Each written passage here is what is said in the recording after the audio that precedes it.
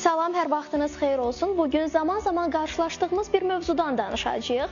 Kürsüdə çıxış edərkən necə danışmalıyıq? Həyəcanımızı necə idarə etməliyik və baxışlarımızı hara yönəltməliyik? Birazdan bu suallarımıza cavabı birlikdə tapacağıq. İndi isə bir tribunada nitqə necə hazırlaşırıq, onu praktik olaraq siz tamaşaçılarla birlikdə istəyəcəyik.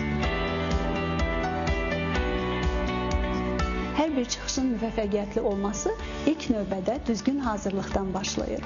Auditoriyaya çıxmazdan öncə həyəcanımızı dəf etmək üçün 3 dəfə qollarımızı bərk aşağı çəkirik. Daha sonra isə önəmli nüanslardan biri duruşumuz, qamətimiz dik, çiyinlərimiz düz, çənəmiz isə pola paralel olmalıdır. Tribunaya yaxınlaşarkən iki əllə tribunaya yaxınlaşmaq olmaz. Bu bizim çox həyəcanlı olduğumuzu göstərir. Əgər həyəcanımızı dəf etmək istəyiriksə, bir əlimizlə yüngülcə toxuna bilərik.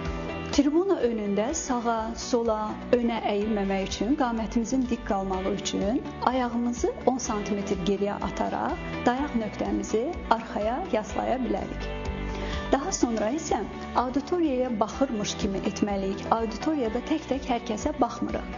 Biz bu zaman auditoriyada sol künc, sağ künc və mərkəzə baxış etməliyik. Bu zaman auditoriya elə bilir ki, mən hər kəslə göz təması qurmuşam. Səs məşqləri üçün isə evdə adımızı, soyadımızı alçaq səslə, daha sonra biraz yüksək və yüksəldərək, müəyyən tonlarda deyərək biz səs məşqlərinin üzərində işləyə bilərik. Səsimizin daha vurğulu, daha gözəl, çalarlarının rəngarəng olması üçün bir neçə praktiki məşğələ edə bilərsiniz.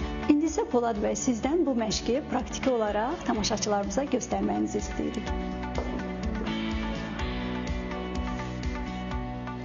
Polad Hüseynov, Polad Hüseynov, Polad Hüseynov, Polad Hüseynov. Vəfa xanım, nitqimizi daha gözəl etmək üçün, yəni tamaşaçılara daha gözəl təəssürat bağışlamaq üçün hansı vacib məqamlara diqqət yetirməliyik? Nitqimizin daha gözəl səslənməsi üçün biz əsasən samit hərflərin vurğularına diqqət etməliyik. Məsələn, M hərfi, P hərfi, B hərfi, bunları dodaqlarımızı yumaraq düzgün səsləndirməliyik. Və həmçinin cümlələr arasında cümlədən cümləyə keçərkən pauzalar çox önəmlidir. Hətta sözü unudarsaq, biz burada deyə fikirləşməli deyil, yaxşı olar ki, pauza verək.